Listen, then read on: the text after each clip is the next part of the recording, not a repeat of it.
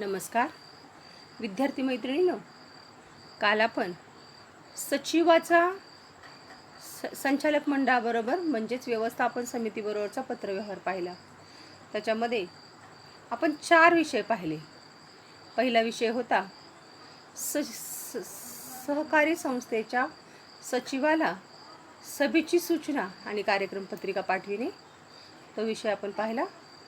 त्यानंतर आपण दुसरा विषय पाहिला, संचालकाने सहकारी संस्थेला नियोजित सभेची तारीख बदलण्याबाबत संचालकाच्या पत्राला उत्तर देणारी पत्र.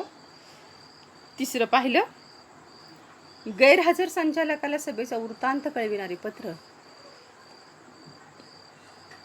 आणि चौथा विषय पाहिला, उपसमितीच्या सभेची सूचना. आता यातला शेवटचा भाग आपल्याला पाहायचा आहे, तो म्हणजे सचिवाचा निबंधकाबरोबरचा पत्रव्यवहार. याच्यामध्ये पहिला विषय आहे तो म्हणजे नियोजित सहकारी संस्थेसाठी नाव राखून ठेवण्याबाबत पत्र. आता सहकारी संस्थेचे नियोजित सहकारी संस्थेचं नाव राखून ठेवण्याबाबत पत्र.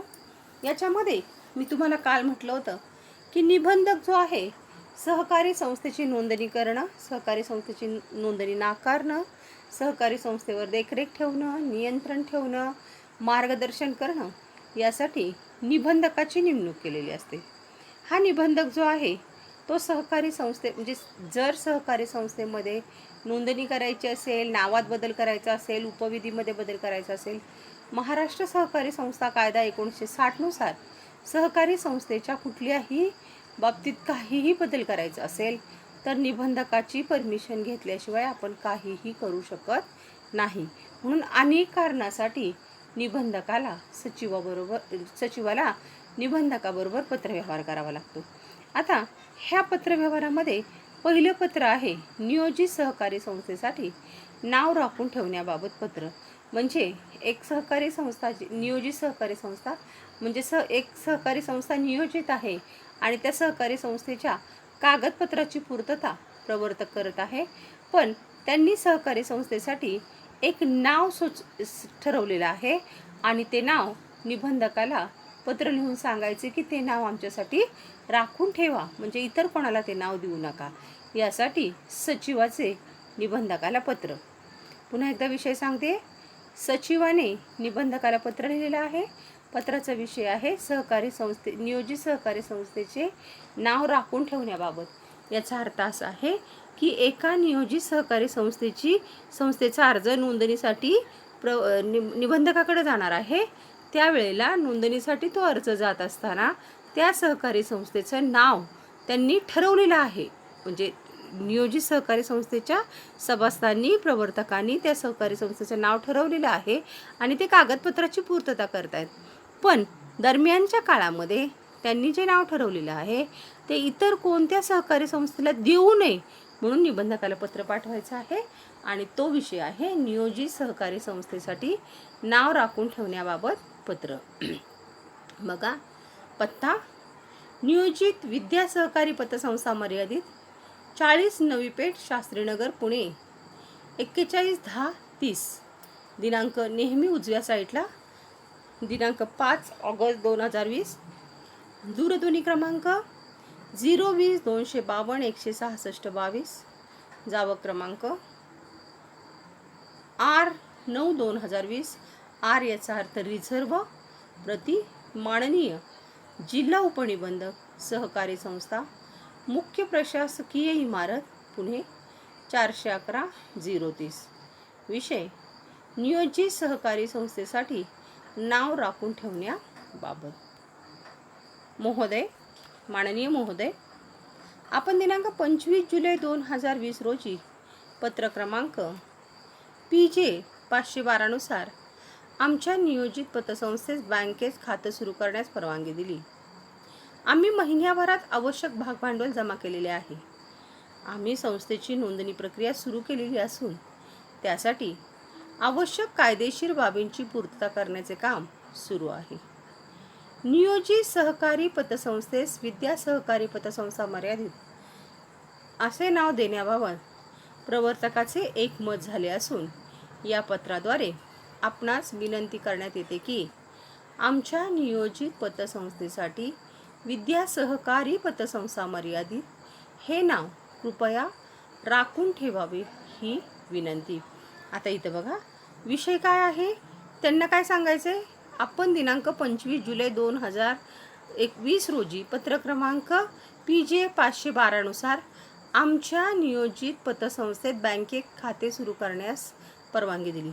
म्हणजे ज्या वेळेला सहकारी संस्था स्थापन करायची असते त्यावेळेला आपण पहिल्या प्रकरणामध्ये पाहिलं होतं बघा, म्हणजे 11वीला पाहिलं होतं की प्रवर्तक सहकारी संस्थेची नोंदणी करण्यासाठी काय करतो, तर बँकेत खाते उघडावं लागतं प्रवर्तकाला.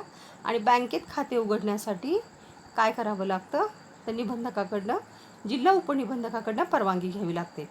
त्यांना सांगायचे की पतसंस्थेचं बँकेत खाते सुरू करण्यास परवानगी मागितली होती आणि आपण ती परवानगी दिली आहे.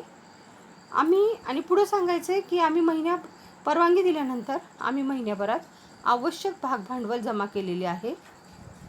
त्यानंतर आम्ही संस्थेची नोंदणी प्रक्रिया सुरू केली असून त्यासाठी आवश्यक कागदपत्राची पूर्तता करण्याचे काम सुरू आहे.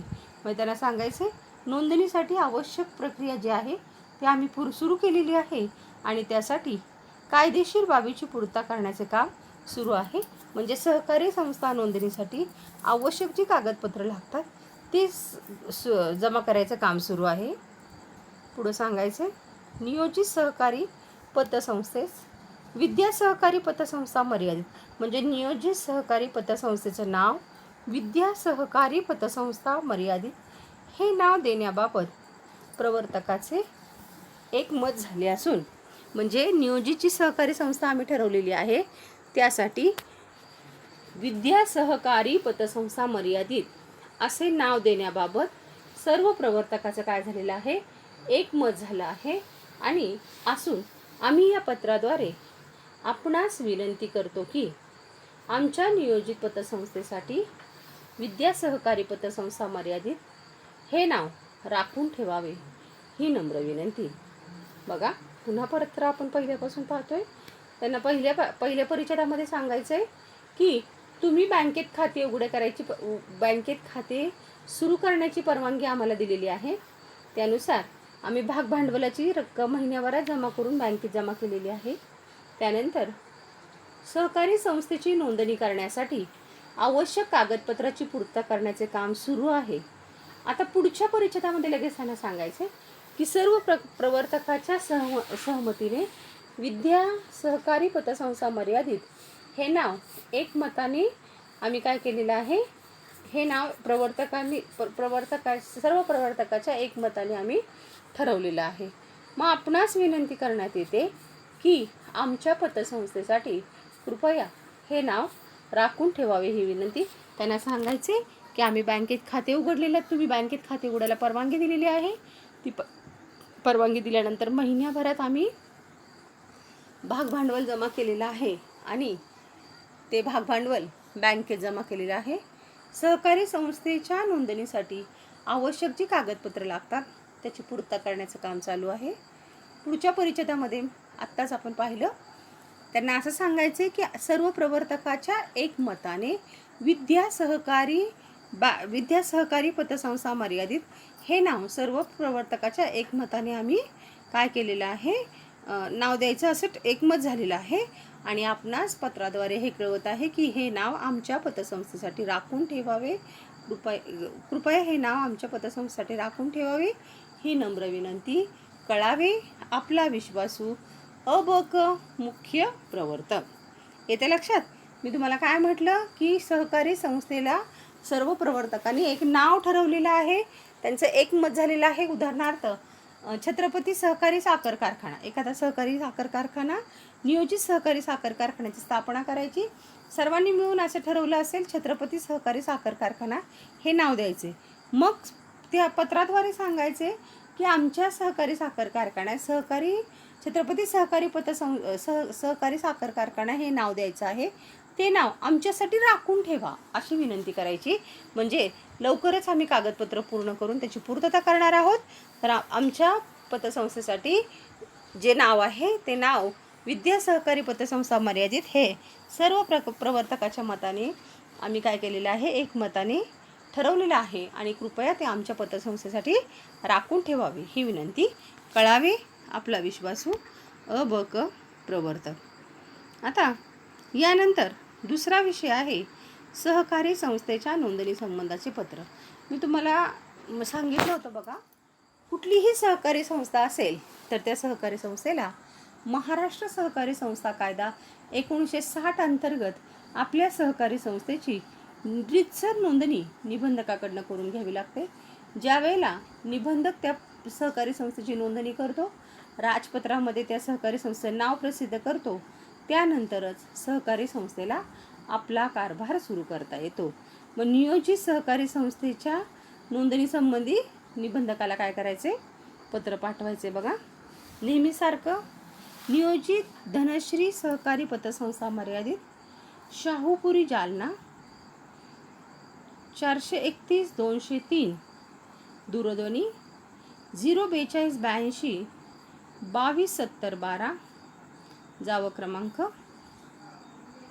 R/7/2020, R म्हणजे रजिस्ट्रेशन, दिनांक 2 ऑगस्ट 2020, प्रति माननीय जिल्हा उपनिबंधक सहकारी संस्था सेंट्रल बिल्डिंग जालना 431-203, विषय सहकारी संस्थेच्या नोंदणीबाबत. माननीय महोदय, वरील विषयाच्या संदर्भात आपणात कळवू इच्छितो की आमच्या नियोजित सहकारी पतसंस्थेने आवश्यक असलेली किमान भागभांडवलाची रक्कम गोळा केली आहे. तसेच संस्थेची नोंदणी करण्यासाठी इतर बाबींची पूर्तता केलेली आहे. या पत्रासोबत संस्थेच्या नोंदणीसाठी आवश्यक कागदपत्रे व दस्तऐवज जोडले आहेत. तरी आमच्या या संस्थेची आपल्या दप्तरी नोंद व्हावी व नोंदणीचा दाखला मिळावा ही नम्र विनंती. त्यांना सांगायचे, अगदी एका परिषदामध्ये सांगायचे की वरील विषयाला संदर्भात आपणास कळवू इच्छितो की आमच्या नियोजित सहकारी पतसंस्थेने आवश्यक असलेले किमान भागभांडवलाची रक्कम गोळा केली आहे. तसेच नोंदणीसाठी जे आवश्यक कागदपत्र आहे त्याची देखील पूर्तता केलेली आहे आणि या पत्रासाठी नोंदणीसाठी आवश्यक असलेली कागदपत्र जोडलेली आहेत. तरी आपण आमच्या संस्थेची आपल्या दप्तरी नोंद व्हावी व नोंदणी दाखला आम्हाला मिळावा. कळावे आपला विश्वासू मुख्य प्रवर्तक. अगदी साध्या शब्दात पत्र लिहायचे. त्यांना सांगायचे की आम्ही काय केलं, म्हणजे हे विषय, हे इथं जो परिच्छेदामध्ये लिहिलेली माहिती आहे ती माहिती मी समजावून सांगते. नियोजित सहकारी पतसंस्थेने असलेले किमान भागभांडवलाची रक्कम गोळा केली आहे. याचा अर्थ ज्या वेळेला सहकारी संस्थेची रीतसर नोंदणी सहकारी संस्था कायदा 1960च्या अंतर्गत करावी लागते, त्यावेळेला सहकारी संस्थेला ती सहकारी संस्था सक्षम आहे हे दाखवण्यासाठी किमान भागभांडवल सहकारी संस्थेला बँकेत जमा करावं लागतं.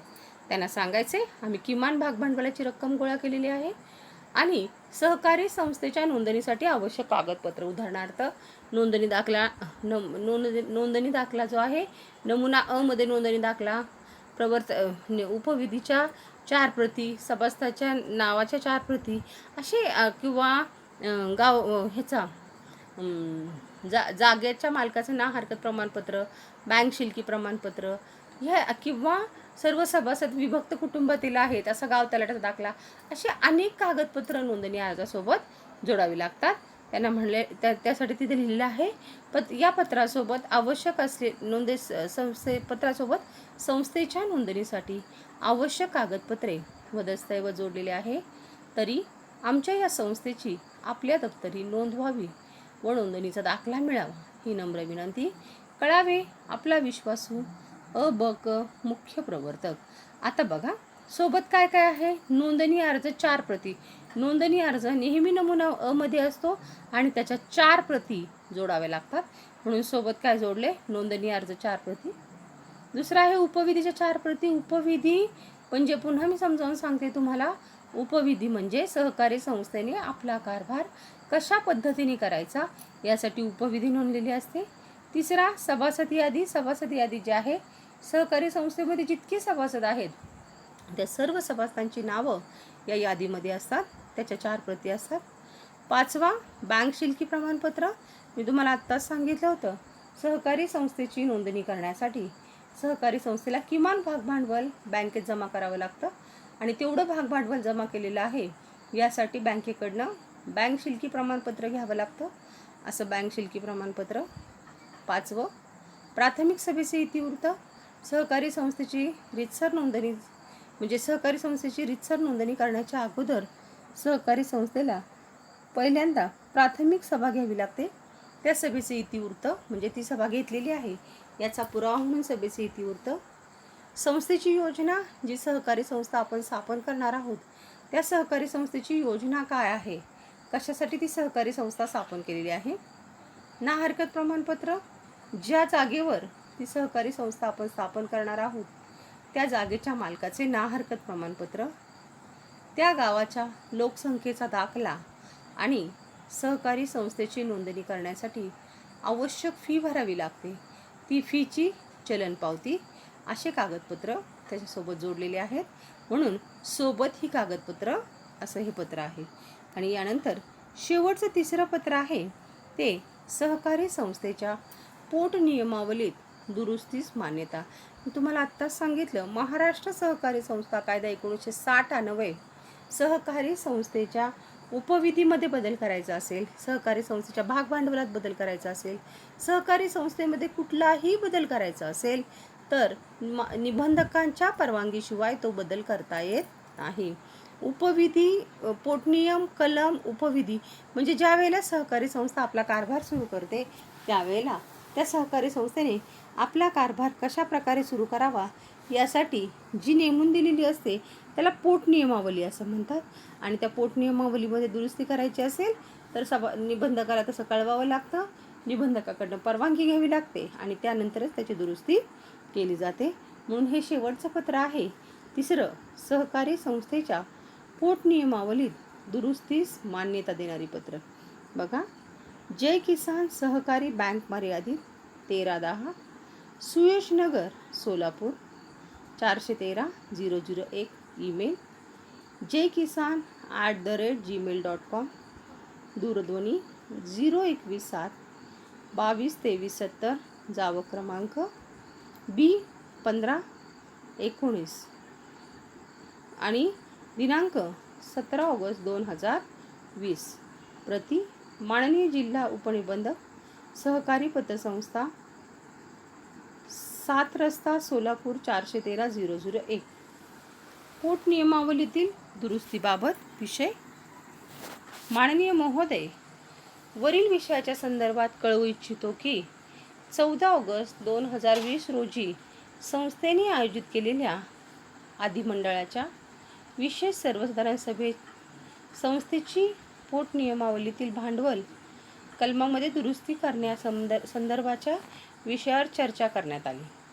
पहिले ह्याच्यात सांगायचे की 14 ऑगस्ट 2020 रोजी संस्थेने आयोजित केलेल्या विशेष सर्वसाधारण सभेमध्ये पोटनियमावलीच्या भांडवल कलमामध्ये दुरुस्ती करण्याबाबत चर्चा केली. म्हणजे पोटनियमावलीतील भांडवल कलम जो आहे त्या भांडवल कलमात दुरुस्ती करावी यासाठी विशेष सर्वसाधारण सभा झाली. सभेत संस्थेचे भागभांडवल 10 रुपयाच्या दर्शनी मूल्याऐवजी 100 रुपये दर्शनी मूल्य राहील असा दुरुस्ती ठराव बहुमताने संमत करण्यात आला. या पत्रासोबत दुरुस्त पोटनियमाच्या 4 प्रती पाठवत आहोत. तरी नियमावलीतील भांडवल कलमातील दुरुस्तीस मान्यता मिळावी ही विनंती. सोबत पोटनियमावलीतील दुरुस्तीचा ठराव व नोंदणीसाठी भरलेल्या शुल्काची चलनपावती. त्यांना सांगायचे की सहकारी संस्थेमध्ये विशेष सर्वसाधारण सभा झाली आणि त्या विशेष सर्वसाधारण सभेमध्ये असं ठरलं की पोटनियमावलीतील भांडवल कलमामध्ये बदल करायचा आहे. आता भांडवल कलमामध्ये बदल काय करायचा आहे? या अगोदर भांडवल कलमाचे दर्शनी मूल्य काय होते? 10 रुपये. त्या भांडवल कलमाच्या दर्शनी मूल्याची किंमत 10 रुपयावरून 100 रुपये करावी असा ठराव बहुमताने मान्य करण्यात आला आहे. आणि त्यांना सांगायचे की या पत्रासोबत दुरुस्त पोटनियमाच्या 4 प्रती पाठवत आहोत. तरी पोटनियमावलीतील भांडवल कलमातील दुरुस्तीस मान्यता मिळावी ही विनंती. त्यांना सांगायचे की सर्वांच्या एकमताने भांडवल कलमामध्ये बदल करण्यात आला तो भांडवल कलम 10 रुपयाऐवजी 100 रुपये व्हावा असं बहुमताने ठरवण्यात आलेलं आहे आणि त्याच्यामध्ये बदल करून मिळावा. भांडवल कलमाच्या दुरुस्त पोट नियमाच्या 4 प्रती पत्रासोबत पाठवत आहोत. तरी भांडवल कलमातील दुरुस्तीस मान्यता मिळावी ही विनंती. सोबत पोट नियमावलीतील दुरुस्तीचा ठराव व नोंदणीसाठी भरलेल्या शुल्काचे चलन जोडलेले आहे. म्हणजे ह्या पत्रासोबत काय जोडलेलं आहे तर पोट नियमावलीतील दुरुस्तीचा ठराव, पोट नियमावलीमध्ये काय दुरुस्ती झाली त्याचा ठराव व नोंदणीसाठी आवश्यक जे शुल्क भरावे लागते त्या शुल्काची चलनपावती जोडली आहे. कळावे आपला विश्वासू क सचिव सोबत दुरुस्त पोट नियमाच्या 4 प्रती, विशेष ठरावाची प्रत आणि चलनपावती. इथं हे प्रकरण संपलं. आजच्या भागामध्ये पुन्हा एकदा आपण काय पाहिलं ते पाहतोय आणि आपण थांबतोय. आजच्या भागामध्ये किंवा आजच्या याच्यामध्ये आपण सचिवाचा निबंधकाबरोबरचा पत्रव्यवहार पाहिला. सचिवाचा निबंधकाबरोबर पत्रव्यवहाराचे 3 विषय पाहिलं. पहिला विषय होता तो विषय म्हणजे नियोजित सहकारी संस्थेचे नाव राखून ठेवण्याबाबत निबंधकास पत्र. त्यात सांगायचे की तुम्ही आम्हाला बँकेत खातं उघडण्यास परवानगी दिलेली आहे आणि त्यानुसार आम्ही भागभांडवलाची रक्कम महिन्याभरामध्ये भागभांडवल जमा करून बँकेत भरलं आहे. त्यानंतर सहकारी संस्थेच्या नोंदणीसाठी आवश्यक कागदपत्राची पूर्तता करण्याचं काम चालू आहे. तरी सर्व सभासदांच्या सर्व प्रवर्तकाच्या सहमताने सहकारी संस्था विद्या सहकारी पतसंस्था मर्यादित हे नाव एकमताने ठरवलेले आहे. तरी आपण आमच्या पतसंस्थेसाठी विद्या सहकारी पतसंस्था मर्यादित हे नाव राखून ठेवावे ही विनंती. असं आपण पहिल्या पत्रात पाहिलं. त्यानंतर दुसऱ्या पत्रामध्ये पाहिलं सहकारी संस्थेची नोंदणी बाबत पत्र. मी तुम्हाला म्हटलं होतं महाराष्ट्र सहकारी संस्था कायदा 1996 प्रत्येक सहकारी संस्थेची नोंदणी करणं आवश्यक आहे आणि नोंदणी करण्याचे अधिकार निबंधकास आहे. त्यामुळं नोंदणीसाठीचा अर्ज जो आहे तो निबंधकाकडे पाठवावा लागतो. या पत्रामध्ये त्यांना सांगायचे महोदय आम्ही बँकेत खातं उघडून भागभांडवलाची रक्कम जमा केलेली आहे. सोबत कागदपत्र जोडलेले आहेत, आवश्यक ती कागदपत्र जोडलेली आहेत आणि त्यामुळं सहकारी संस्थेची रीतसर नोंदणी करून आम्हाला भाग प्रमाणपत्र मिळावे ही विनंती. सोबत जी कागदपत्र जोडलेली आहेत ती कागदपत्र नियमानुसार जोडावी लागतात. ते म्हणजे सहकारी संस्थेचा नोंदणी अर्ज 4 प्रतीमध्ये, उपविधीच्या प्रती 4 प्रतीमध्ये, सभासदाची यादी 4 प्रतीमध्ये, लोकसंख्येचा दाखला, त्या गावाच्या लोकसंख्येचा दाखला, बँकेचं बँक शिल्की प्रमाणपत्र, जागेच्या मालकाचे ना हरकत प्रमाणपत्र आणि चलनपावती. आणि शेवटचं आपण पत्र पाहिलं सहकारी संस्थेच्या पोटनियमावलीतील दुरुस्ती. जसे मी तुम्हाला म्हटलं होतं की सहकारी संस्थेची नोंदणी निबंधकाशिवाय करता येत नाही, तसंच पोटनियमामध्ये दुरुस्ती करायची असेल ते सुद्धा निबंधकाशिवाय करता येत नाही. आता आपल्याला पोटनियमावलीत दुरुस्ती करायची म्हणून आपण सचिव निबंधकाला पत्र पाठवतोय. पोटनियमावलीतील दुरुस्ती काय करायची त्यांना पहिल्या परिषदामध्ये सांगायचे महोदय सहकारी संस्थेची अधिमंडळाची विशेष सर्वसाधारण सभा पार पडली. त्या सभेमध्ये सर्वानुमते एक निर्णय घेण्यात आला. भांडवल कलमामध्ये बदल करण्याचा निर्णय घेण्यात आला. आता भांडवल कलमामध्ये बदल काय करायचा आहे? भांडवल कलमामध्ये बदल हा करायचा आहे की भाग भांडवलाचं दर्शनी मूल्य या अगोदर 10 रुपये होतं, आता ते किती करायचं आहे? 100 रुपये इतकं करायचे असा बदल करायचा आहे आणि ते बदल सर्व मताने ठरवलेलं आहे.